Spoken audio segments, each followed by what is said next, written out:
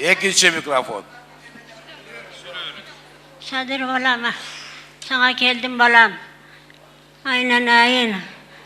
Benim adım Sadır Anar. 83'e kirgemin, Batır enemin balam. Mana şu 5 balam, benim nevrelerdi karab kalgamın, balam ölüp kalan. 5 de balam var balam. Şu bizdeki üy verip koysan deyip şunu tilep geldim balam. Ben jakşıyam söyleyel vay, bana kalanımda bana bala söylesin. Bana o kattı verip koyla benim balama. Mağıl, apkel bergile kattı mağa. Özüge bergile. Mağıl. Apkel bergile. Katınızlar da aldık. Üçüncü mikrofon. Salamas mı? Sadır Nurkocaevich. Men özümdün densoluğum boyunca sizge gayrılığa to'g'ri keldi. Men Ismailova Nazgul, Mirzeki Aylı Hükümeti'nden men 2024-yılı Ulutluk Hospitalda operatsiya boldum ele. Menin ruhsatım yok. Men nomurtkamı alıp koyuşup ошондон бери такыр менден жакшы кабар алышпайт. Мен майып болуп калдым. Ошонун айынан күйөөм да майып болуп, бир үйдө 2 майып болуп калдык. Сен каяка барсаң ошо жака бар деп врачтар мага компромисске келбей жатышат. Ушуну министрликке кайрылып мени маселемди чечип берсе жакшы болот эле. Мен бир айда 50 миңдик дары ичип калдым. Мактылын айтып коеюн, министр кабыл алып проблемасын угуп койгулачы, анан мага айтасыңар эмне проблема. Кантип чечсек болот экен ошо. Рахмат. Dördüncü mikrofon. Урматтуу Садыр Нуркожоевич, Кыргызстанда тарыхта кыла турган президент болуң. Биздин сизге жеткирген Аллахка шүкүрлөр болсун. Мен Жалпакташ айыл өкмөтүндө жашаган бир тууган энем Максутов Рахматилла Арстановичтин атынан келдим. Мен үкамы Бакыт Төрөбаевдин баласы Төрөбаев Амирден Бакытович алдап 7 жылдан бери көрбөгөн күндү көргөздү. Бул үкам жетим болуп 1 жаш 2 айында энеден калган. Өзүм багып чоңойтконмун. Баккан бала баладан да артык болот экен, баламан да артык ал. Ушул үкамы жетим болуп жетирип кичине путуна туруп кайнагасын 80 сотуктей жерин Сарыташ чыккан жерин сатып алып 85 миң долларга сатып алса, бул Бакыт Төрөбаевдин баласы койнуна кирип, коюн жеп, үйүнө жатып жүрүп алдап, ака деп байды чакырып, Кожомкуловдардын үй бүлөсү, Кожомкулов Рамазан, Кожомкулов Кубанычтардын ишканасына неме кылып, ошол жердеги таштын бардыгын өздөрү казып кеткен. Биринчи үкам алдап 50%ке казабыз ака деген. Одан кийин 30% берем ака сизге десе, үкам бечара ого дагы майлы деген. Уну адам ордуна көрбөй кийин бунун колунан эмне келет эле дегенсип, үкам бечаранын ошо алган ташынын бардыгын сатып алып кетишиптир казып. 1 сом дагы бербей. Үкам ошонун айынан кредит алат. Кредит алып үйүн коюп, үйүн банк баалап алып атканын үстүнө эл ага тууган пул чогултуп үйүн ажыратып калат. Үкам азыркы күндө 5 баласы менен талаада калды. Баласы окууга өттү эле, ушунун айынан Уфада окуган баласы окуудан айдалып келди. Азыр ушул сүйлөсөк, мен ошо Кожомкулов Кубанычтын Үкаңызга айтыңыз, прокуратурага арыз жазып койсун. Прокуратура көңүл буруп карап коет. Маалыматыңыз болсо бериңиз. Бер микрофонду. Урматтуу Садыр Нуркожоевич, бул боюнча уланма Кубанычтын атына кайрылуу келген. Ички иштер министрлигинин тергөө башкармалыгынан биз бак текшерүү жөнөткөнбүз. Текшерүү жыйынтыгы боюнча лицензиядагы гос актагы Кожомкулов Кубанычтын атына чыгарылган экен. Ал жерге Төрөбаевдин карьерге тиешеси жок экен баласы. Текшергенбиз аны. Анын тиешеси жок бекен. Тиешеси жок деп эмет, кагаздан бар алчып. Алып келчи, катын алып келчи бери. Катын мага алып келип бергиле. Болду, түшүнүктүү. Мен көңүл буруп карайм муну. Териштирип чыгам. Рахмат. Birinci mikrofon. Assalamu alaikum урматтуу президент. Кандайсыз, жакшысызбы? Жакшы. Урматтуу президент, мен келгеним ушу Жалпакташ элинен сизге өтө чоң рахмат айтайын деп келдим. Баягында сиз биздин элдин демилгесин колдогон жол бүттү. Кудай кааласа мына жерде эсиле өзгөнтүктөр болсо билет. Биздин элге кыз бербейбиз деп калды элдер, чындап эле жолдун жамандыгынан да. Ошол жол бүттү. Сизге өтө чоң рахмат. Рахмат. Ийгилик болсун, ак жолтой жол болсун. кырсыгы жок жүргөн жол болсун. Hazır elimiz şu sizlerdi görüp, memlekette bolup atkan işlerdi görüp, biz ötte katlı iş, aksakallar iş-çara ötkürüyoruz özünüzün elimizden düşündürüşleri. Köp jaktan kolda otatacağım memlekette. Uğatsanızlar gerek ha. Bizde köptögen işlerdi ellik salınlar bile bütürüyoruz. Oşol jerdele bizde aksakal, Reisbalkon bolup жүрген aksakal turat. Bütele toprak jolda, bizde Özgön'de, Kurşap'ta, Jönököy, Gravini jol koruşunda eke sığınmay. Tantkeni Jakşınakay taşınız var, bir gravi жоқ ekende. Prema öte alıstan taşıyız. Mına bugün günleri polnus toşol aylalar joldarımızdı eldik salın menen. Jarımın ökmöt kılat, ökmöt menen el birlikte. Ынтымақшылықта ушундай көптөгөн иштерди аткарып атат. Күтүп отурбайла таза суулардын өздөрү аткарып атат. Мынандай ооруп калгандарды мен иштеп сиз балким уккандырсыз. Биздин Жалпакташта бир катты ооруган 30-40 миң долларды элдин ынтымакчылыгы ушундай 3-4 күндө уже жөнөтүп коюп атышат. Ушундай ынтымакчылыкты бүгүн даңазалайын деп келдим. Биздин Өзгөндүн да калган жагына жуксун деп. Анан экинчи бизде бир кичине проблема бар. Ошондагы бир сизге ушундай демилгелүү элди дагы бир жолу колдоп коюңуз деп суранып. Бергиле. Мен окуган мектептен аралыгы 4 километр болчу. Азыр ал жерде жаңы мектеп бар, 11 жылдык. Бирок азыркы жаштар барбай коет экенде, барбай коюп 9 жыл болуп калыптыр. А мен жашаган айылга жакында башталгыч мектеп ачканбыз, жакында эле ушу Каныбектин кезинде эле башталгыч мектеп ачканбыз. Ал жерге окуучулары жетпей азыр ошол айылдын тургундары кызыгып, баласы окуган, окубаганына карабай, ортодогу айылдын балдарын фортер, сортер автомашиналарга салып келип эме кылып атышат. Окутуп атышат да, баягы мектеп жабылып калбасын деп жалп эл күрөшүп атат. Ушунчалык ынтымакчылыктан. Андан сырткары бир 6 миллион акча чогултуп алышып турушат. Бир ошол бир 4 километр жол бар. Ошону асфальттайбыз деп, аны чамасы губернатор кичине колдогон окшойт да, ушунчунбу биздин жолдо? Да, 5,5 миллион акчаңар бар, 11 миллионго проект түсүңөр. 11 миллионду мен фонддон колдоп берем. Экинчи микрофон. Assalamu alaikum. Мен Куршап айыл өкмөтүнүн алып булуп премьерди деген болом. Биз 6-7 жылдан бери ушул бир мектеп, бир детсад спорт комплексинин артынан жүрөбүз. Эч эле жылыш жок болуп атат. Ушуга бир жардам берип коюңузду суранабыз. Балдарыбыз түндөсү спорт комплекси эмес, кичинекей футбол ойной турган өкмөттүн аянтчасы жок да. Башка жактарга барып окуп атышат. Неме ойноп келип атышат. Түндөсү кайсы убакта келет, кайсы неме кылат, ушул спорт комплексинин баары жогу бүткөн. Титулдан өттү деди, башка болду деди. Эч башталбай атат да. Анан мектебибиз азыр Россиядан менин эсебим боюнча 70-80 бала келди да. Жаш балдар 1-чи класска деп, 1 апрелден деген батпай атат. Лейлин 5 деген мектебибиз бар, орус тилдүү. Өткөн жылы 70 баланы албай койду. 120дай бала келди эле алып туруп, места жок. Ар бир класста 45тен 55ке чейин бала окуйт. Ошонун үчүн ошо мектепте Куршап айыл өкмөтүндө. Жок, айылдын атын айтыңыз. Шагым айылына карайт, Шагым айылына карайт. Шагым деген айылга карайт. Канча кожолук турат? Нурдан барбы, карап көрчү мектеп? Анан сырткары проектиде бар экен. Бар бекен? Быйыл башталат, күзгө сентябрга бүтөт, а? Жок, проектиде, проектисин чыйып атабыз азыр. Эмдиги жылга планируем. Эми кийинки жылы салып бүтүрөбүз, а? Ооба. Кийинки жылы куруп баштайбыз, кийинки жылы бүтөт. Болду. Мектеп буюрса, кийинки жылы бир март-апрелде башталса, сентябрда бүтөт экен мектебиңер. Спорт жанакы мини футбольный неме болот, түшөт. Баштатып беребиз. Üçüncü mikrofon. Üçüncü. Assalamu alaikum, урматтуу кыргыз элим жана кыргыз эли баалап шайлаган Садыр Нуркожоевич. Мен Жаза айыл өкмөтүнүн Заргер зонасында тургуну болом. Мен сиздин атым фамилиям Абдыканаева, атым Бегимжан.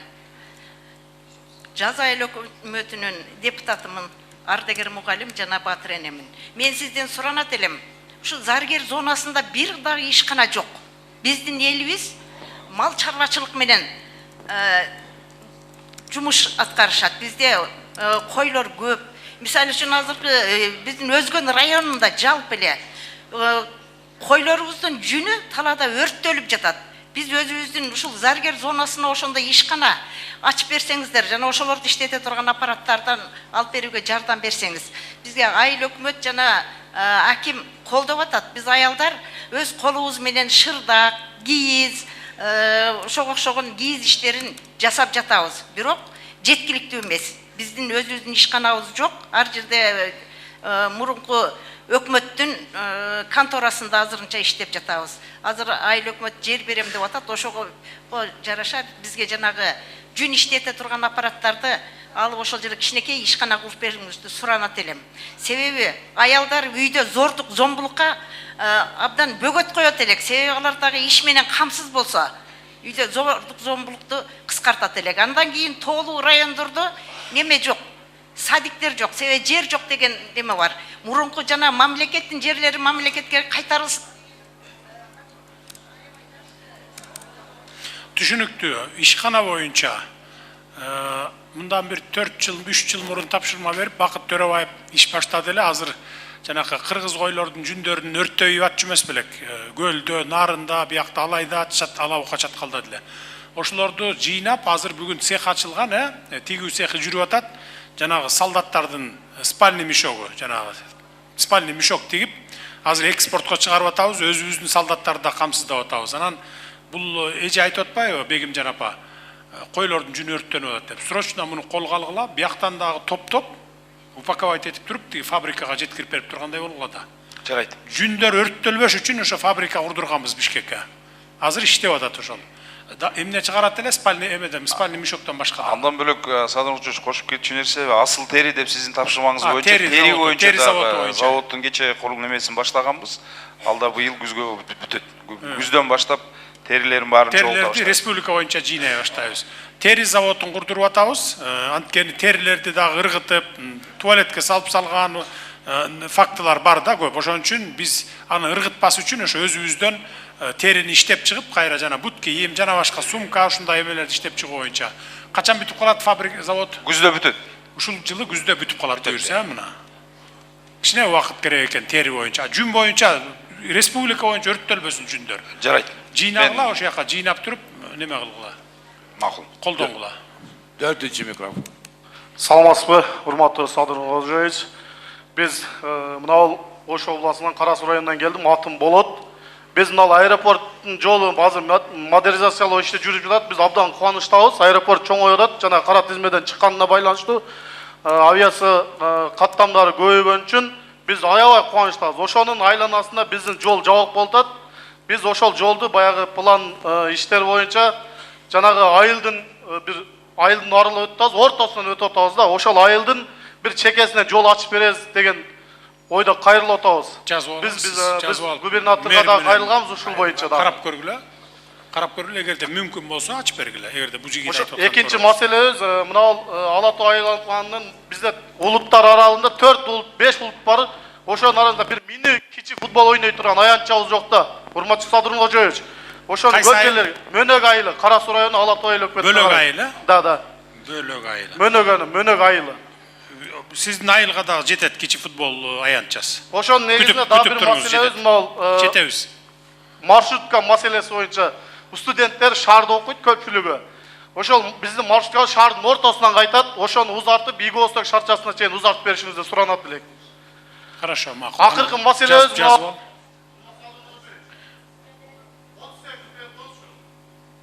ушул маселе боюнча мына жер, мына Бакыт Төрөбаев менен дагы ушул маселе боюнча мына жер үлүштү иштетебиз, пакта эгебиз.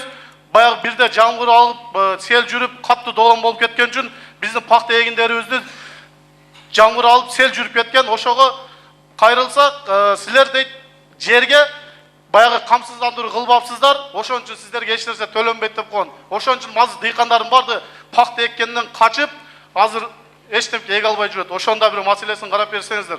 Камсыздандырууну биз биринчи жолу угатабыз жер маселеси боюнчачы, үлүш жердин боюнча. Ошол да чечип мини футбол боюнча ар бир айылга мини футбол курулуп келатат республика боюнча. Да бир 2-3 жылдан кийин бир дагы айыл калбайт, жаштарга ошол мини футболду аянтча куруп берип атабыз, баягы түнкү жарыктандыруусу менен. Анткени айылдуу жергесинде күндүз кечке иш болот, кечинде мал тейлөө болот дегенден, анан мал тейлегенден кийин бошто бар тең эле. Биздин балалыгыбыз айылдан өткөн билебиз ошон үчүн. Ошон үчүн ар бир айылга азыр Баткенден бери башталды окшойт. Алабука, Чаткал, дигиден баштап бери карай бүт областтын центрине чейин ар бир айылга, бир дагы айыл калбайт. Буга биз мамлекеттен акча бөлгөн эмеспиз. Буну жанакы инвесторлар анан биздин өзүбүздүн ичибиздеги демөөрчүлөрдүн күчү менен куруп келатабыз аны. Рахмат. Биринчи микрофон Аксакал. Урматтуу президент, мен аты жөнүм Эркинбек, пенсионермин, Жалал-Абад шаарынан келдим. 6000дей плюс-минус 6000дей адамдын атынан келдим. Бул көйгөй менин биринчи көйгөйүмдө. Анан ошол 6000дей баланын көйгөйү, башка граждандардын көйгөйү. Бул орус номерлүү автоунаалар жөнүндө. Көп себептер менен убагында өтө албай калган адамдар жөнүндө да. Мен да ошолордун арасына кирем. 10-чы регионго өткөрүп берүүңүздү суранам. Андан кийин ошол акчанын айынан ошо 50 миңди таппай калып, мен ошо 1-апрелде өткөрө албай калгам. Башкалар деле көп ошондой экен да. Анан акчасын дагы ошо кичине 10 миңби, 12 миңби кылып берсеңиздер, биз өткөрүп алсак 10-чы регионго. Аны да чектөө коюп койсуздар, чектөөнү алып берсеңиздер суранабыз. Ошо 6000 адамдын атынан суранам. Андан бул эмне машиналар азыр жооп берсинчи сизге? Онурулдуу машиналар боюнча Садыр Нуркожоевич былтыр кечеөгү сүйлөштү. 1-апрелден 1-октябрга чейин мындан берилген 6 ай, 6 айда жетишпей калгандар бар. Ошол боюнча өткөн кайда узартып беребиз деп. Канча узартып беребиз деп атабыз азыр? Азыр пландаштырып кеңеш киргизебиз, ал боюнча канча убакыт узарабыз. 3 ай, 6 ай дагы. Ошондой кылып буйрса. Узартып берет экенбиз, ошол убакытта үлгүрүп калгыла. Рахмат. Экинчи микрофон. Урматтуу президент, мен Ош шаарынын тургуну Шамшиева Асылкан. Мен Бишкек шаарынын тургуну 6 балалуу баламдын менчигин коргоо үчүн келип сиздин алдыңызда отурам. Бул балам өзү мындай, бул жерди сатып алган, мыйзамдуу түрдө, документи бардыгы толук 100% мыйзамдуу. Бул бир эле менин баламдын көйгөйү эмес, 18 үй бүлөнүн көйгөй болуп келүүдө. Бул жердин адреси институт строительство 9 деген адресте. Анан бул жерде 18 үй бүлөнүн көйгөйү болуп келатат. 18 үй бүлөнүн ичинен 15 үй бүлө эч кандай курулуш кура албай ушул мезгилге чейин ушул көйгөйдүн айынан таза боюнча турат. А 2 үй бүлө жетишип калган үй салып азыркы учурда жашап жатат. Ошол 2 үй бүлөнүн ортосунда менин баламдын жери. Бишкек шаарындабы? Бишкек шаарында. Бишкек шаарына мэрге кайрылыңыз, арыз жазып коюңуз, анан териштиребиз. Ошол мэр өзү кылып атпайбы муну? Мэр ушул токтомду жокко чыгарып бериң деп талап кылып атат соттон. Биринчи административдеги сот Эшалиев акыйкат чечим чыгарып, ошол эл тарапка чыгарып берген. Андан кийин шаардык сот дагы ошол эл тарапка чыгарып берген. Менин атыма кат жазып коюңуз, анда мен толук. Сизге биз жүздөгөн, ондогон каттар жөнөттүк, эч кандай үнүбүз жетпегендиктен аргам кетип ушул жерден кабыл алып туруп билчи, тактап билчи. Бул эки тарабы бар да неменин жер боюнча. Мунапуска чейин, мунапустан кийин жанталашып сала койгондор бар да кээ баягы мурун салып алгам деп шылтоо менен депчи ошондой. Эми эки тарабы бар да, мен эки бети бар. Кабыл алып ук, анан кийин айтасың мага. 3. Урматтуу президент. Үчүнчү микрофон. Урматтуу президент, мен атым Чынара. Биринчи топтогу майыпмын, мүмкүнчүлүгү чектелген. Жалгыз бой апамын, 3 жолу оор операцияны башыман өткөрдүм. Жамбаш өккө протез коюлган. Өпкө туберкулезине үй ичибиз менен кабылып, өпкөнүн сол тарабында алып коюуга аргасыз болуп, азыр жалгыз өпкө менен кыскасы жарым жан болдум. Белимде грыжа бар.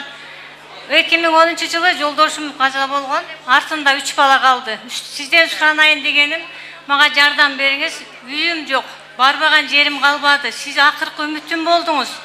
Бул өзгөндө турасызбы? Мен балдарым өзгөндө, жетим балдар үйүндө окуду Мырзакедеги. Марат Разаков азырда окуп атат. Ошто окуп атат, азыр котордук бул жака. Эми мен айтайын дегеним, сизге 2 жолу кат жолдодум. 2018-ден бери жергиликтүү мэрияга кыскасы барбаган жерим калган жок. Эне баланы сагыныч менен сынабасын. Атадан калгандары сагынычы тойбогон азыр. Өзүңүз каерде турасыз азыр? Мен Ошто врачтарга көзөмөлүндө Ошко туруп калышка аргасыз болдум. Мен Куршап жергесине өзгөн караган Куршап жергесине келин болуп түшкөм. Мамлекеттик ипотекалык үйлөр бүткөндөн караштырып көргүлөчү. Караштырып көргүлө. Кезексиз койгонго балким. Birinci mikrofon. Urmattуу биздин ажообуз ушул жерге келип ушунча элди үнүн укканыңызга чоң ыраазыбыз. Мен Тагаева Ташбүмүн. Балдар үйүнөн келдим, жетим балдар үйүнөн келдим. Өзгөндүктөр билет. Карашоро айыл өкмөтү Большевик кыштагы мындан 22-жылда сиздин приемуңузда болгомун. Өтө чоң кубанычта болгомун. Бизге бир эле кыйналганыбыз 5 комната үйдө эле тарбиялап келдим ушунча баланы, 37 баланы. Эми быйыл гана үй бизге нары бери чуркап жүрүп, сметасы бүттү балам. Ошо смета бүттү. Ошол сметаны жакшынакай кылып бүтүрүп берсе, ошол балдарым, жетим талада калган балдарым ошол жерде жашаса, мектепте окуса, Кыргызстанга белгилүү балдар чыкса деп мен өмүрүмдү сайып койгонмун. 2 балам өлүп калып, ушундай өтө оор иште калдым. Балдарды багып жүрөм дагы эле жашым ушунчага келсе деле бала багам айланып кетейин. Ушул гана суроом ушул эле балам. Үй эле керек, үй балдарыма. Каерде турасыз өзүңүз? Карашоро айыл өкмөтү Большевик айылы бүгүнкү күндө биздин смета проектибиз бүткөн. Ошол смета проектиге балдар үйүнүн имаратына жардам берсеңиз. Кыскача сурообуз ушул эле. Нурдан жазып кой, тактап алып келсең, сметасы канча болот экен. Рахмат, экинчи микрофон. Урматтуу президентибиз, мен аты жөнүм Талант, Мырзаке айыл өкмөтүнө караштуу Бабыр айылынан болом. Биздин айылда 200 кожолуктан ашуун түтүн бар. Бизде эң чоң маселе биринчи маселебиз илгери ашар жол менен салынып калган мектепте бала бакчабыз сол жакта. Бала бакчабыздын акыбалы оор, шарты барлар башка бир 3-4 километр алыста жерге алып барышат. Шарты жоктор ошо жолубуз курулган, жолубуздагы стандартка туура келбеген асфальт жол курулган бизгечи. Ошо тротуар жок. Аябай коркунуч бар биздечи, ошо балдарды жетелеп садикке жеткиришет ата-энелерчи. Ошондуктан ошо садикти карап берүүңүздү суранабыз. Экинчи маселебиз бул жогоруда өзүңүз жооп берип кеттиңиз. Стадион маселесине жооп алдык. Стадион маселесинде өзүңүз айтып өттүңүз, биз жооп алдык. Ошо эң оорчундуу маселе садик маселеси. Бала бакчадан болду, карайбыз дальше. Üçüncü mikrofon. 3. Урматтуу президентибиз, падышабыз, сизе мен Өзгөн шаарынан бир эле мен сүйлөп коеюн деп чечтик. Биз 51 адам келдик, бирок бир мен сүйлөп коеюн дедим. Бизге Өзгөн шаарына сиздерге чоң рахмат, чоң жаркыраган жолду куруп бердиңер. Бирок Өзгөн шаарынын мэриясына карабаган үчүн биз жашап турган жер Өзгөндүн Маданият үйүнөн баштап Каракулжага чейин республикада маанидеги жол болгон үчүн бул жолду биз жашоочулар жолдун четинен баарыбызды үйүбүздү без предупреждения талкалады. Баарыбыздын колубузда көз актыбыз бар, ишканалар башка баары таркаланды. Ушул күнгө чейин мэриянын бюджетинде бизге жараша акча жок. Экинчиден акимчиликте бизге жараша бирдеке десе республиканын маанисинде болгондугу үчүн биз ага жете албайт экенбиз. Сизден сураныч, биз көчөдө калышыбыз керек эмес, көз актыбыз бар. Бир үй бүлөдө 3төн 4төн келиндерибиз менен жашайбыз. Чечип бериш керекпи? Ипотека деп айтты акимибиз. Ипотека үчүн пенсионер болуш керек эмес экен, агай. Ушуларды бир карап берсеңиз, көз акты баарыныкы бар, толук. Макул. Кезекке туруп коюңуз, мына салынып аткан үйлөрдөн беребиз сизге. 4. mikrofon. Урматтуу Садыр Нуркожоевич, мен Бусурманкулов Аттокур Дөмбулак айыл өкмөтүнөн Бал көчөт акционердик коомунун жетекчиси болом.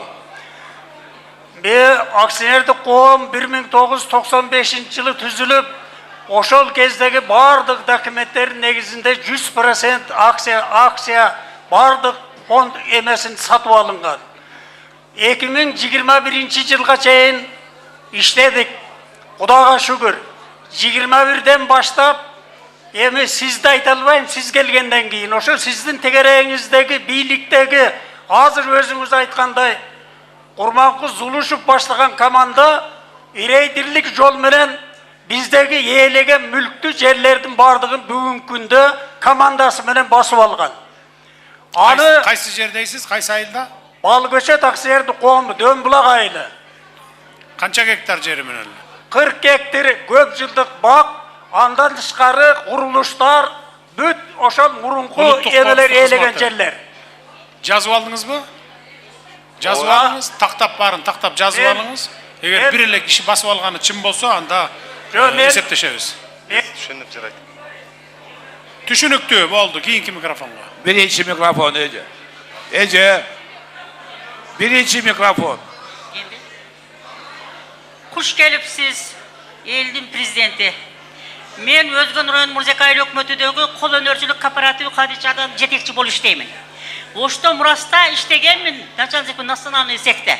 Анан 99-жылы жоюлуп кеткенден кийин жүндү элдин койлордун жүндөрүн иштетүү боюнча ишкана ачканмын. Ошол жерде Кыргыз поштосу караган жер экен. Onu мен билбегенмин. Өкмөткө карайт деп Муралиевдин токтомуну чыккан токтомдун негизинде ошо жерди ремонттоп, жүн туткан, пакта туткан, кийиз кылган столокторду койгонмун. Ошону 2023-22 жылы бизге карайт, сен чыгарып кет станокторуңду деп Кыргыз поштосу ушундай маалымат берди. Ошонун 5 жыл мен аркасынан жүрдүм. Мына республиканский прокуратурага жаздым, Ошко жаздым. Бул Өзгөн бири-бири келе шылтай берип, 67 парак болду. Ошол станокто bir naraka sezimin var adam işteydi eкен. Oşo balamның kolu 18 жылы kesildi. Oşo yerde. Mına şu 25 metre növesti çeçpesinden Kırgız poçtonun načalnigi 4 yıl hiç kim jergilükte büyülük çetse men şu yerge kelbeyim men. Kelbeyim şu yerge. Oşo hiç kim çeçpedi. Buna prokuratura hem çeçpedi. Sotu. Anam bunlar sotka berip meni. Anam sottan çeçim çıkartışıp 2025 жылы 28 noyavrda saat 10'da İşkananın oğuzları bu... Бұл жерде ситуация мындай, бұл eski гараж бар. Eski гараж бирок ошол Кыргыз поштасынын балансында, ошолордун мамлекеттик менчиги бул эже убактылуу кирем деп ошака кирип алган, өзүнүн оборудованиясы эски. Бирок ал жерде МЧСтин кортусу турат, эскилиги кулап кетет, чыгыш керек деп. Өзү чыкпай койгондон Кыргыз почта сотко кайрылган. Соттун чечими менен выселение болгон. Мамлекеттин мекемеси. Мамлекеттик мекеме. Бул эже ошака кирип алып чыкпай койгон. Түшүнүктүү. Кийинки микрофон. Экинчи микрофон. Саламатсызбы, урматтуу Садыр Нуркожоевич, куш келипсиз биздин күнөстө өзгөн жерибизге. Садыр Нуркожоевич, мен айылдык кеңештин депутатымын. Мына биздин Жазы дарыясын билесиз да, Нугунчу. Ошол жерде жылда каналга суу киргенде мурун лесхоздун жерин жеди, азыр уже үлүш жерлерди жеди, где-то бир 10-15 гектар жерлерчи. Азыр жылда суу киргенде ошол жерге дагы жерлерди суу жей турган коркунучу бар да. Анан мына жергиликтүү администрациядан жакшы аракеттер болду. Булардан деле ошо тиешелүү жерлерге мекеме ишканаларга каттар жөнөтүлдү, бирок ошодон жылыш жок да. Эми буларды билебиз. Акимиятты, өкмөттү чама чаркы жетпейт да, ошо өзүңүз жардам берип, мына МЧСке тапшырма берип, ошол жерлерди барып, элдердин үлүшүн жеген жерлерди мындай дамба кылып, жакшы бекемдеп берсеңиз, элдин негизги суранычы ошол да. Анан ошо болбосо бизде билесиз, ошо жер иштетип эле неме кылабыз, дыйканчылык. Андан ашканы уже миграцияда. Ошол жерге өзүңүз бир МЧСке тапшырма берип, барып жеринде көрдүрүп, жергиликтерге түшүндүрүү иштерин жүргүзүп. Болду, бул боюнча тапшырма бергенбиз МЧСке.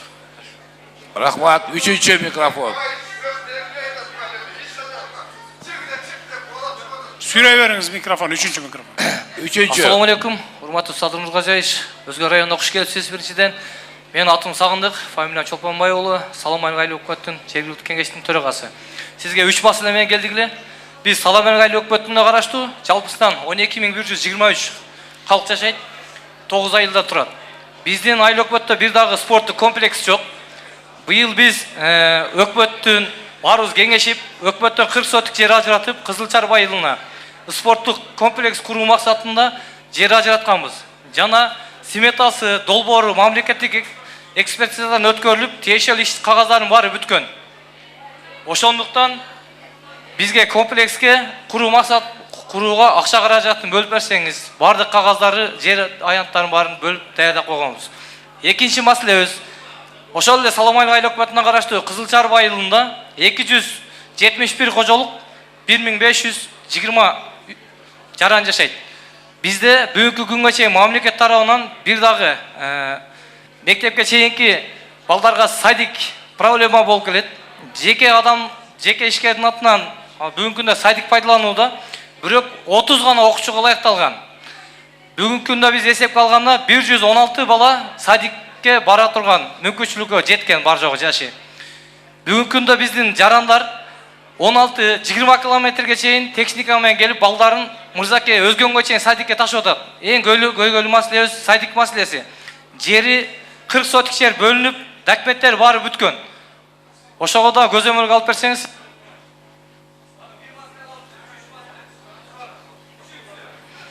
Бир мүнөт берип койсоңуз. Садыр Нуркожоевич, 12123 калкты тейлөөчү бизде Саламайлык айылында Минздравга өткөн больница бар эски. Биздин больницада бүгүн 6-7 кызматкер эмгектенет. Бирок бизди биринчи жардам көрсөтүү аябай көйгөйлүү маселе болуп келет. Биз биринчи жардам көрсөтүү кыйын. Өзгө районуна чейин 30 километрге чейин келебиз.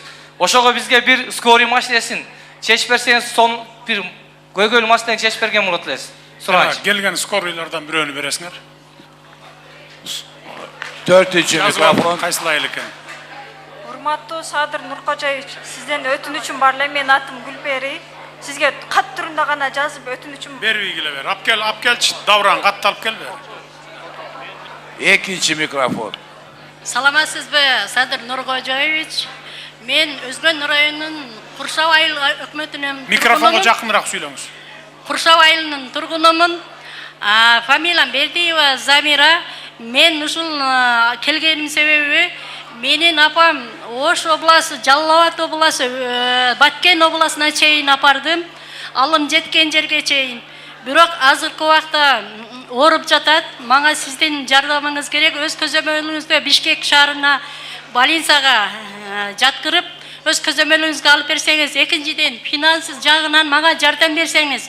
Апамдын бир эле кызы, мен уул ордуна уулмун, кыз ордуна кызмын, уул жок. Менин колумда. Азыр чогулуштан кийин министрге жолугуп, байланышып коюңуз, анан жардам беребиз. Так, тетигил немелер, кат берем деп күтүп тургандар. Микрофонго кезегиңер жеткиче чейин күтпөй эле берип жибергиле каттарды. Давран, чогулуп келгенче каттардын баарын. Саламатсызбы, урматтуу Садыр Нуркожоевич. Сиздин сабырыңызга дагы жанакы спокойный бар жоту кабыл алганыңызда рахмат да. Ушунча элдин ушу ызычууда. Эми мен эмне деймин? Бизде элдердин эки түрү болот экен, бирөөсү бер дейт экен, бирөөсү беремин дейт экен деп Алла Таала ушуну жаратып коюптур. Эми биз бир нерсени сурайлы. Кадрлар деле Кудайга шүгүр, мына акимдер, жер-жердеги өкмөттөр колунан келче тырышып иштеп атат. Бирок эми ушулардын колунан келбегени бар экен. Мен мына жол транспорт министрлигинен болсо, ошого бир немен бар эле. Бизде Куршап 5 айыл өкмөтү биригет, базар ошол жерде, мал базары ошол жерде, больница ошол жерде. Азыр жол пробка болуп калды. Каждый день пробка. Гаилер айылды ичин карабайт, алар трассада турат, себеби скорость көбөйүп кетпесин деп. Ошон үчүн азыр мындай болуп атат да. Транспорт министри, мен баштагы курултайда барганмын. Озеке айтып макул деген ошол жерде. Самсакана, мантыкана, ашкана, магазиндерди куруп алган. Анан ошол жерде тротуардын барьерлери кеткен дагы, үстүнө машиналар минип алат. Биринчи класстагы кийбиреген бала сумканы сүтүрөп трасса менен кетет да. Ошол жерде бир келип, мына аксакалдар центральный көчөнү айтып атасыз? Центральный көчө.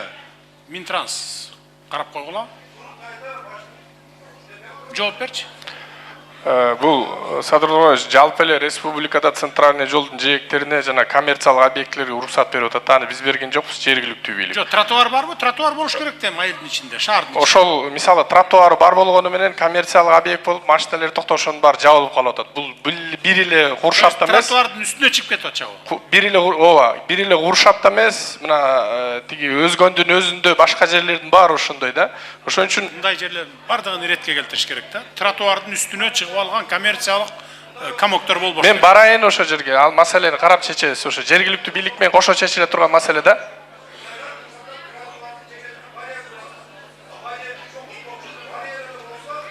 Болду, жанынан ордунан барып туруп карап көрүп чечкиле. Жарайт. Жергиликтүү бийлик менен аким болобу, губернатор, мэр болобу биргелешип чечкиле. Рахмат, 3-чү микрофон. Саламатсыздарбы? Урматтуу Садыр Нуркожоевич, биз базарда фрукты сатып иштейбиз. Фруктылар Кытайдан келет да. Кытайдан фрукты келет, апельсин, ананас келсин, картошка келет да. Ушуларды бир текшерип койсоңуз, зыяндуулугу жокпу, барбы? Суранам сизден. Лабораториялар бар эки өлкөнүн ортосунда. Ар жакта да, бер жакта да текшерилип турат ал эми. Рахмат. Текшерип турат. Текшерилбей бир дагы продукты кирбейт, продукты питания. Зыяндуулугун көрдүм да, ошон үчүн дагы бир жолу текшерип коюшуңузду суранам. Кантип көрдүңүз? Анализиңиз нито чыгып калдыбы же эмне болду? İçinden bir nерселер чыгып атат. Onu мен видеого тартып алган элем, телефон наракта калыптыр. Onu өзүңүз карап койсоңуз болду, рахмат. 13кө чыккан балам, 13 жашар бала 80 килограмм. Bir дексаметазол, эфилин менен сакаят, башка эч бир дары сакайтырбай атат. Ушул бала көлдө же Ошто жашаш керек экен. Ошто жашаганы бизде 50%тик ипотека алганы кудуретим жетпей жатат. 8%тик ипотекага, 4%тик дебейм, 8%тик ипотекага. Ким арызын алып койчу. Чогулуштан кийин бияка келип жазылып коюңуз. Бияка келип жазылып коюңуз, ипотекага жазылып коюңуз. Ипотекага жолун таап беребиз сизге, болду. Айткандайын кыла бериңиз да болду. 4% менен беребиз. Садыр Кожоевич, уруксат берсеңиз, картошка боюнча айтып коеюн. Картошка боюнча прессага чыгып кетпесин, туура эмес болупчу. Киргенде чыкканда баары текшерилет, андай проблема жок, ичинде эчтекеси жок. Мындай болгону гана Кытайдан келгенде провокаторлорбу? Кытайдан келгенде булардын баасы арзан болуп калат. Биз баягы 35тен өйдө көтөрөбө десе 45ке чыгып кетип атпайбы? Анан Кытайдан келгенде булардын баасы ылдый түшүп, анан ушу Кытайдыкын киргизбей местныйларды кылдый түшүп калат. Болбосом карантинден Кытай эмес, Россиядан келгендердин эле баарын кылдап текшерип атабыз. Тамак аштан проблема жок. Бул жерде баягы өгүз өлбө, арабасынба деген маселе да. Кымбат, тамак аш кымбат деп эл бакырып чыгат. Анан башка жактан алып келип туруп ылдыйлатсаң анан, "Ой, биздин картошкабыз ылдыйлап кетти, эмне башка жактан алып келип атасыңар" дейт, ушундай да. Биринчи микрофон. Биринчи. Assalomu alaykum, hurmatli prezident, hoş kelipsiz. Meni bir 2-3 masalam var. Kıskaça söyleyeyim, bayttan beri köp söylep atabız. Oşo mындай эле. Мына Дөңбүлак айыл өкмөтүнө караштуу Өзгөрүш айылынын тургунумун. Фамилиям Абдымомунова Керемат. Мен ошо эски мектепти ремонттап, кичине салымыбыз кошулсун Кыргызстанга деп элге деп өзүбүздүн айылда 30 жылдан бери садик жок эле. Ошо эски мектепти садигин куруп 23-жылы садик ачтык 75 орунду. Ремонтун бүтүн өзүм жасадым. Анан элден акча чогулбады, өкмөттөн 500 акча болду, акимчиликтен акча болгон жок. Өзүм ошо жерде 3 жыл ашпазчы болуп эптеп иштеп турдум. Мен аракет кылып жүргөн аялмын да, иштеп жүргөн аял. Ошондуктан азыркы ошо жерде 4 ай жакшы иштедик. Андан кийин бир жаш келин өзүбүздөн иштеп калды. Матырайым кызы бурул деп. Анан мыйзамсыз иштер көп болду ошо жерде. Азыр 95 бала тарбияланып атат. Мен сизге таштап койдум. Ал жерде мыйзамсыз иштер көп болду. 16 гана адам иштейт ал жерде. 24 адам иштейт экен өзү. Аны биз билбейбиз, кайсы жумушта иштейт, иш кылган мен биз такыр билген жокмун мен дагы. Анан элдин атынан дагы айтайын. Ата-энелер, бечелер сүйүнгөндөн бүт балдарын апарат ошо жерге берип атат 95 баланы. Бирок ал балдар баасы садикке келгенде эмес, мына кечке чейин ошо кабинетте култалып турат. Kanonlarda eşke çıkpayt, oyuncu oynayıp, tamak çedirip, tuhtatatıp, anın jönötüp koyup. Oşonu aytıp durun, ben çekelendim hazır, oşo жерден. Meni surup çıkıştı. Al kelindin kaynatası, kaynesi, bunu aykim jakşı bilet, bizge komissiya jönötüp, bakırıp, çakırıp yürüdü meni. Ece siz işletme etken sal kızlardı, mınanday dedi, gel bu şuna aytıp koyayım desem. Anan keyin, bu jerde men 1 saat dele kaytıp bardım. Bargınca özümün kaynesi, kaynatı. Айтсаңыз маалымат берилечи, неге? Садыр Нуркожоевич, бул жерде эски имарат болгон туура. Убагында апа өзүнүн чөнтөгүнөн бир аз акча салган, жергиликтүү тургундар да салганда. Анан эми бул жерде мен акча салдым деп ушул садиктеги жамаат менен келишпестик болгон. Алар келип эметкенден кийин биз жеринде барып чогулуш кылсак, жамаат бул апага биз да акча бергенбиз деп квитанциянын баарын көргөзүп, бул апа андан кийин жумуштан өз калоосу менен чыгып кеткен жамааттан. Азыркы учурда ал жерде капложение кирди, жаңы бала бакчанын курулушу быйыл башталат буюрса. То есть ескиси снос болот дагы, жаңысы башталат. Курулат. Быйылгыга кирди беле? То есть күзгө чейин бүтүрүп беребиз, сентябрга чейин. Канча орундук бала бакча? 120, хорошо, түшүнүктүү болду. Рахмат. Экинчи микрофон. Урматтуу президент, мен Төрткөл айыл өкмөтүнөн келдим. Фамилиям Макназаров, атым Мамат. Сизге бир эки эле сурообуз бар. Биринчи элдин ушу өтүнүчү атаерден кийин Төрткөл айыл өкмөтү болуп, мурунку жылалда айыл өкмөтү бирикти да. Бүгүнкү күндө ушу эки айыл өкмөтү бириккен болсо дагы бир жакшыраак бир маданият үйүбүз жок да. Сизден сураныш ушуну. Айыл өкмөттүн бюджети ага жетпейт. Сиз ушу мамлекеттик бюджеттин эсебинен бир болот, келечекте болот. Маданият үйү да болот, спорт сарайы да болот. Бардыгы болот. Спорт комплекс болот. Биз Кароол айылдык кеңешинин депутаты Камбардинов Акынбек. Бизде Кароол айыл өкмөтүндө 20 000 калк жайгашкан. Кара Дарыянын боюнда жашайбыз. Ошентсек дагы бизде Садыр Нуркожоевич таза суу маселеси дагы деле көйгөй алып келип атат. Анткени бизде таза суу бул 60-жылдары жасалган боюнча. Кайсы айыл дедиңиз айылыңыз? Кароол, Шералы, Мырзарык. Айылдын аты. Кароол айылы. Кароол айылы. Кароол айылы. Айыл өкмөтү. Анан ушул таза суу маселеси азыркы күнгө чейин көйгөй алып келип атат. Себеп дегенде бизде 60-жылы курулган таза суу бул түтүктөрү толгон, жаңы чоңойгон конуштарга суу кирбейт. Дагы эле ошол суу ташып ичмейт. Ушуну биз жетебиз. Кудай буйруган убакытта, ооба, чоң акча талап кылып жетебиз. Сиздин айылга да жетебиз. Мен Манас шаарынан Тайгараев айыл өкмөтүнөн келдим. Мен инвалидмин, биринчи группадагы, баса албайм, 9 жылдан бери ооруйм. Жалгыз бой аялмын, уулум жок. Сизден реабилитационныйга кичине жардам берип, анан Бишкекке ушу леченияга барганда үйүм жок. Ошо квартирадан жардам бериңиз, сизден суранам. Жардамга муктажмын аябай. Анан дагы министр азыр чогулуштан кийин кабыл алып, реабилитациясына жардам бергиле. Жарайбы? Эми урматтуу өзгөндүк туугандар, тынчтанып угуп коюңуздар. Азыр мен эле кетемин, калганы бүт калат. Мынакей облустук жетекчилер, Бишкектен келген администрацияда мына силер эмнени мен угуп атсам, бардыгын булар угат, жазат, кат кабарыңар болсо бересиңер буларга, кечинде маган булар алып келишет. Кийинки жолу ушуга чейин саламатта болуңуздар анда. Силер уланта бергиле калып, чыкпайлы койгула ишке.